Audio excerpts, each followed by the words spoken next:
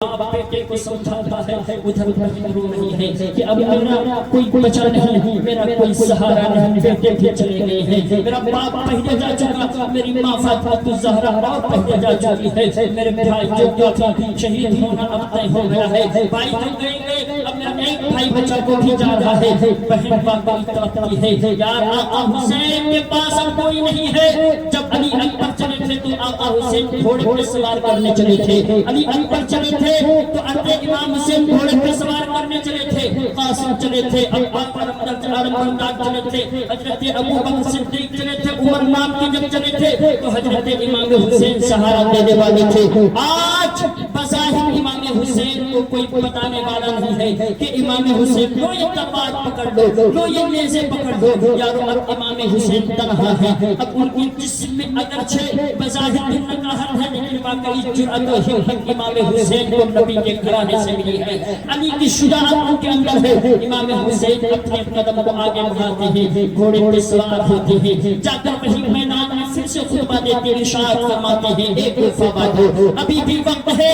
ابھی بھی تم لوگ مان جاؤ، ابھی بھی تمہارے اندر اگر رہتے ایمان ہے تو آؤ آؤ اور دامن حسین تھام لو، آزادی پا جاؤ گے، آؤ آؤ اپنے گناہوں سے توبہ کر لو، نجات پا جاؤ گے، تم نے اگر میرے لوگوں کو شہید کیا ہے میں معاف کر دوں گا، جاؤ تم یزیدیت کے بیعت سے اپنے دامن کو جھاڑ لو، حسینیت کے دامن کو پکڑ لو، میں تمہیں معاف کرا دوں گا، نانا مصطفیٰ سے تمہاری شفاعت کراؤں گا، تم لوگ کیوں میرے لوگوں کے خون پہ درتے ہو، جاؤ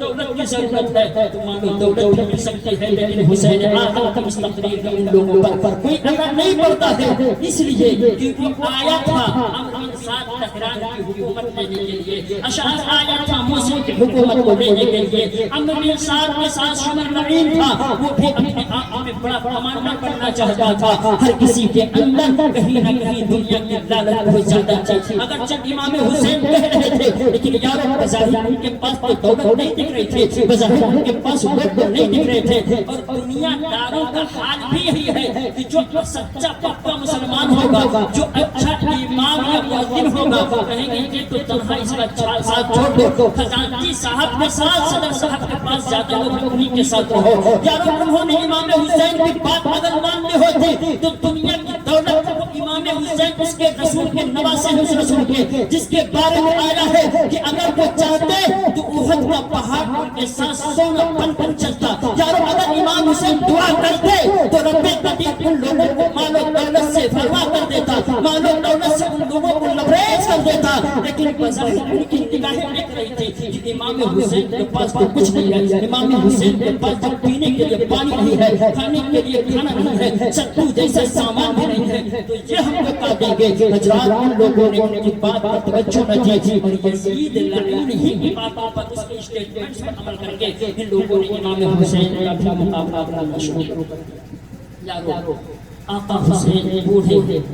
عمر رسیدہ ہو چکی ہے، کئی لوگ سامنے شہید ہو چکے ہیں، ہمارے اندر اگر ذرا خیال آتی ہوتی ممبئی جا رہے بچہ ہمارا گھر پہ بیمار ہے تو ہمارا قدم آگے نہیں بڑھتا، اگر ہمیں سفر کرنا ہو گاؤں سے جانا ہو کہیں دور تو ہم سوچتے ہیں کہ کاش ہمیں نہ جانا پڑے اس وقت جب تک ہمارا بچہ ٹھیک نہ ہو جائے۔ یار امام حسین نے تو سب کچھ مٹا دیا تھا، سب کچھ تو نانا مصطفیٰ کے دین کے لیے مٹا دیا تھا، سب کچھ مٹا دیا تھا، اب آقا حسین کے پاس صرف اور صرف اپنی جان تھی، آقا حسین بہادری اور شجاعت کے ساتھ لڑنے لگتے ہیں، امام حسین لڑتے چلے جا رہے ہیں، یارو کئی لوگ سامنے آنے کی جب جرأت کرتے ہیں ایک ہی بار میں کئی لوگوں کا سر تن سے جدا کر دیتے واسطے چلنے لگتے ہیں، اب جس طرف پڑھتے ہیں لوگ بھاگنے کو راستہ دیتے ہیں، اگر آپ خط میں جاتے ہیں پیچھے کی طرف پیچھے سے لوگ بھاگتے ہیں، یمین داہنی کی طرف جاتے ہیں داہنی کی طرف سے لوگ بھاگتے ہیں، مثال اگر بائیں کی طرف جاتے ہیں بائیں کی طرف سے لوگ بھاگتے ہیں، ہر طرف سے لوگ بھاگتے چلے جا رہے ہیں، امام حسین رضی اللہ تعالیٰ عنہ اکیلے تنہا امام حسین لوگوں کو مارتے چلے جا رہے ہیں، امام حسین رضی اللہ تعالیٰ عنہ کا وار کرنا تھا، یارو لوگ امام حسین کے وار سے تھک تھک کر کانپ جاتے ہیں، ایک وقت ایسا آیا تھا، ایک لمحہ ایسا آیا تھا کہ سارے لوگوں نے اس سب کو چھوڑ دیا تھا اور کہا تھا اب امام حسین سے سے مقابلہ کرنے کے ہمارے اندر جرأت نہیں ہے، شجاعت علی کے اندر ہے، نبی اکرم صلی اللہ علیہ وسلم کی صفاقت شجاعت اب ان کے اندر آ گئی ہے، ہم مقابلہ نہیں کرنا چاہتے ہیں۔ امام حسین کی تلوار کے ڈر سے لوگ صفوں کو چھوڑنا شروع کر دیے تھے، لیکن یارو یاد رکھو دشمن کو یا یوں کہتے ہیں انسان کو جب کسی چیز کی لالچ دی جاتی ہے تو انسان پھر پڑتا ہے، امر بھی انسان آواز دیتا ہے، اے یزیدی لشکر کے رہنے والوں، یزیدی لشکر میں رہنے والوں لوگ سنو سنو، ابھی تم نے کئی لوگوں کو یہاں سے ہٹایا ہے، اب ایک آخری بندہ بچا ہے، اب ایک آخری بندہ بچا ہے، اس کو بچنے دیجئے، اس کو آنے دیجئے، اس کے آنے کے بعد ہمارے پاس کوئی نہ ہوگا جس سے تم مقابلہ۔ درود پاک پڑھیں صلی اللہ علیہ وآلہ صلی اللہ علیہ وسلم۔ صلاۃ و سلام علیک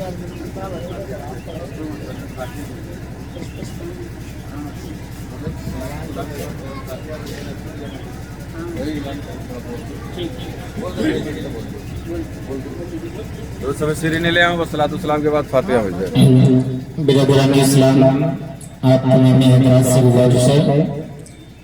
کہ آپ حضرات اپنے اپنے گھروں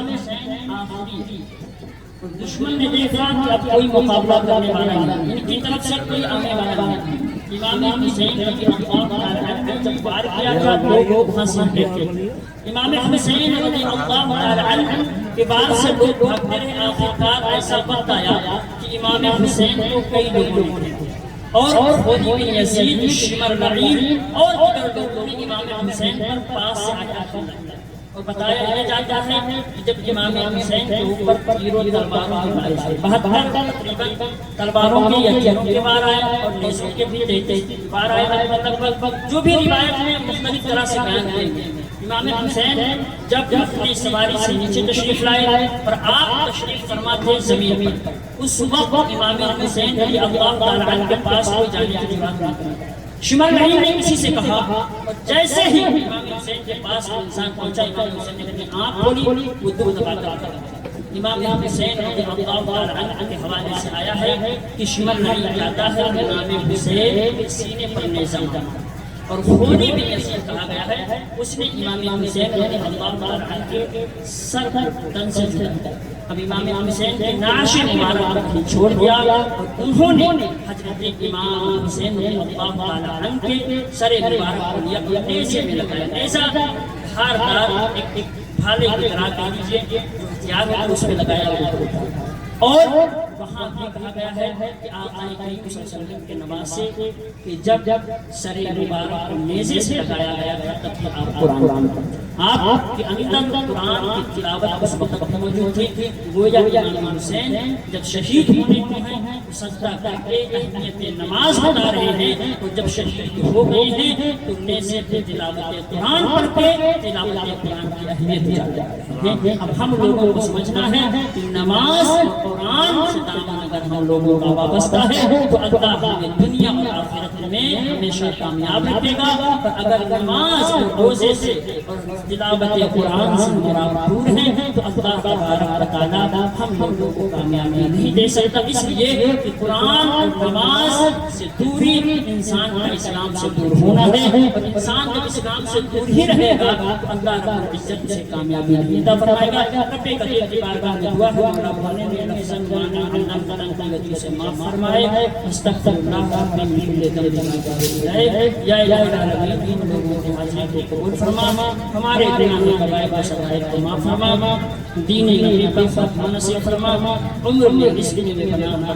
فرما۔ قال اللہ تعالی فی شأن نبی کریم ان اللہ وملائکته یصلون علی النبی یا ایھا الذین آمنوا صلوا علیہ وسلموا تسلیما۔ صلی اللہ علیہ وسلم وما علیہ